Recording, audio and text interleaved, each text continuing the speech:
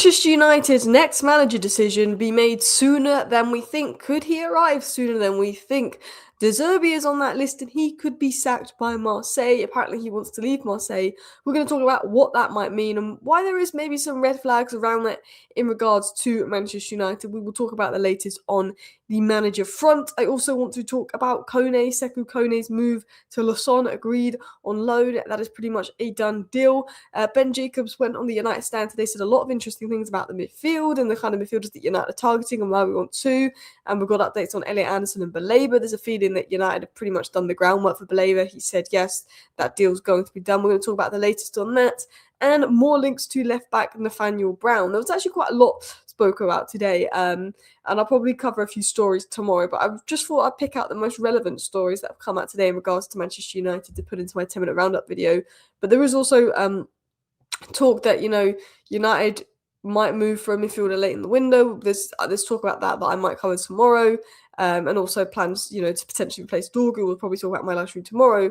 But let's get into this 10-minute news video. If you're new to the channel, I do a 10-minute video every single evening, which keeps you up to date on all the latest Manchester United news, get straight to the point, rounds up what have decent sources said, and more. So if you do enjoy, feel free to hit that like button. You're welcome to subscribe if you're new. And let's get into it. Roberto De Zerbi has requested to leave Olympique Marseille as internal talks and reflection continue over his future at the club.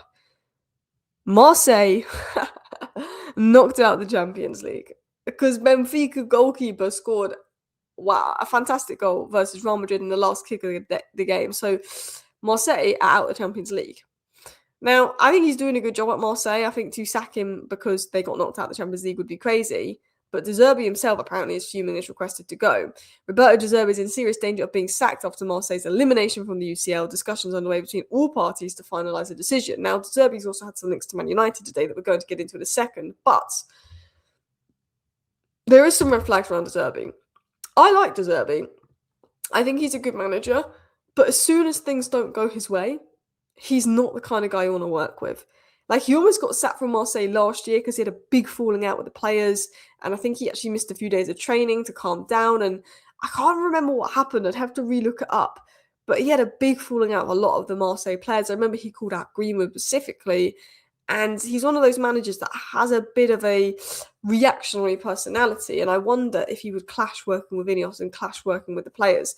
That might be an issue that we have. He's definitely not a yes man, which is a good thing for me, but Ineos will want a yes man. And the minute things go wrong for De Zerbi, he's kind of the throws his toys out the pram, get angry kind of manager, which is my only red flag rather than looking for solutions. But apparently he wants to go because he's annoyed they've been knocked out. Now they want to get rid of him. He's falling out with them.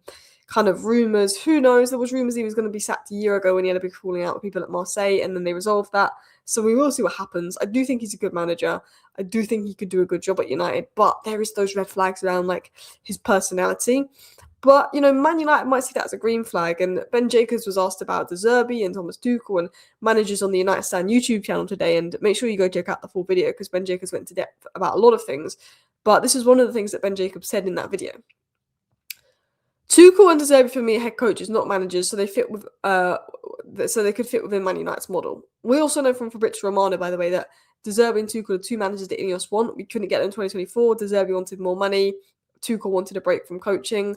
But Man United still want these two managers. Romano's confirmed that. Ben Jacobs has been asked about it. And he said, they're both head coaches, which is something that Ineos will want. But they said, I think United will want somebody quite fiery, passionate and confrontational. But as ever, these big models work when things are going right, and when things are going wrong, you see people's true colours, and that's where Amron and Wilcox fell out. I don't think United will be put off by hiring a big personality as long as they feel they'll be okay with head coach, not manager title. But this is where it falls out. If things go bad under De Zerbi, it's going to get heated.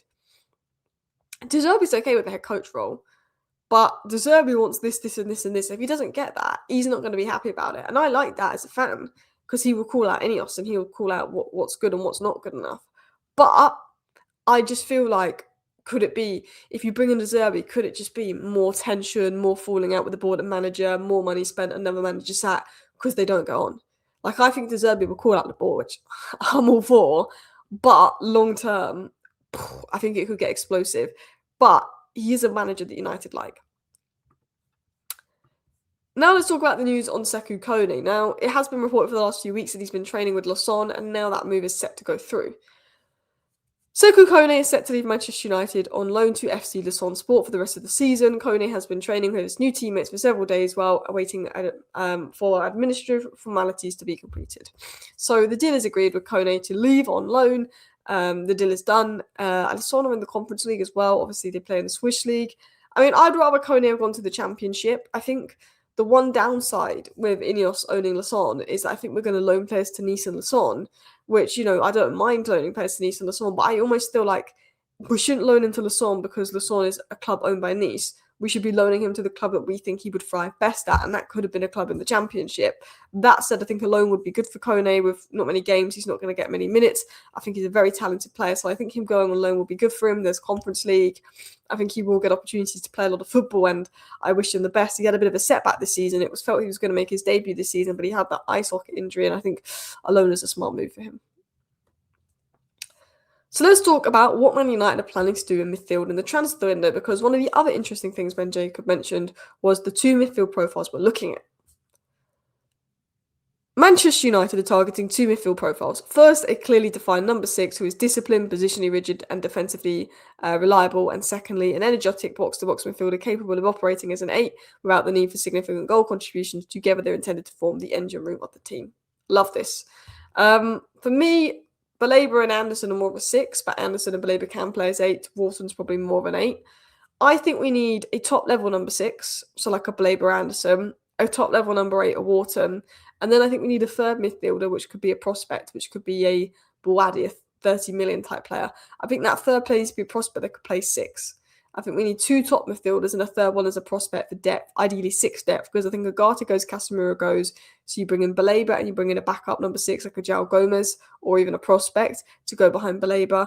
And then as we need more depth, because we're going to play more games next season, you have Wharton. So imagine you have Wharton and Maynard for the 8, Bruno and Mount for the 10, and then Anderson and Baleba and let's say João Gomez for the 6. I'd be quite happy with that. Or João Gomez, or instead of João Gomez, maybe we go and look at someone like a Bouadi or someone that could play deeper. Now, obviously, the number 1 target apparently is Elliot Anderson, but Baleba remains highly regarded. I've spoken about this a million times, so I don't want to bang on about this. But Anderson's who Man United want. That is the number 1 priority. That's the guy we're going to go all out for. There's a feeling he's going to go to Manchester City. Baleba we really like. We prefer Anderson, but we really like Baleba, and we believe that we can get Baleba. We believe that Baleba will come to us. He will be cheaper. Man United are very internally, and this is what I've heard from people, internally inside Man United, they're very confident they're going to get Baleba. He still wants to come. They have a good relationship with the player. They have a good relationship with Brighton. They don't care that his form's dipped. In fact, his price might go down, so they're seeing a benefit out of this. They love Baleba. They think they're going to get Baleba. But if they had to choose between Baleba and Anderson, and they can get Anderson, they would go for Anderson. But their concern is going to go to City. It depends on who our next manager is, who City's next manager is, if we get Champions League football. If we get UCL football, Pep leaves City, we bring in a manager that Anderson really likes, our chances of getting Elliot Anderson are a lot higher. But I think we're probably going to get Baleba because we know that he's willing to come. I think City are going to get Anderson. But deep down, Man United would prefer Anderson. Ben Jacobs even said that Baleba's form this season has not put United off, and United are confident that they can actually strike a better deal because Baleba's form's dropped. There is belief within the club, should he move, he would more closely resemble last season's version of himself rather than his performances so far. I have to say he put in a fantastic performance versus Fulham. He was fantastic at AFCON. His last 4 or 5 games, Baleba have been fantastic.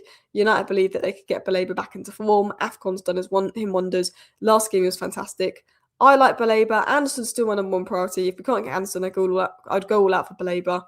United are very confident they can get Baleba in the summer, by the way. I know that from people. And United will likely move for him in the summer. But they do just prefer Anderson because of form. Talking of other news, Andy Mitten was asked about Harry Maguire getting a new contract, and he said, as we speak today, Maguire has had no indications he's getting a new contract at United for next season. I think Maguire, they might offer him a contract at the end of the season. I'd like Maguire to stay as long as he's willing to lower his wages. And then Graham Bailey has again linked Manchester United to Nathaniel Brown, confirming reports we covered in my video earlier today that United had actually sent scouts to Germany to watch Nathaniel Brown versus Tottenham. So Nathaniel Brown at left back is one to watch. Manchester United want 2 midfielders. The situation at Man United right now is in the summer we want 2 big midfielders. We want a left winger. We want a left back. Maybe a centre back depending on what happens with Maguire. In January, Apparently, in the last couple of days of the window is a bit of a merry-go-round, and United might see who pops up in the final days of the window to see if they can bring anyone in that maybe would strengthen the midfield. United are aware that signing a midfielder would improve their chances of getting Champions League football, and they want to get Champions League football. But yeah, interesting stuff ahead. Don't think much is going to happen in the January window, but we have to wait and see. I think Carrick will be interim to the end of the season, and I think hopefully we make a decision on next manager at the end of the season. We don't rush to the Zerbi, we weigh out all our options. We'll keep an eye on the Zerbi news. But thank you for watching. See you next time. Bye.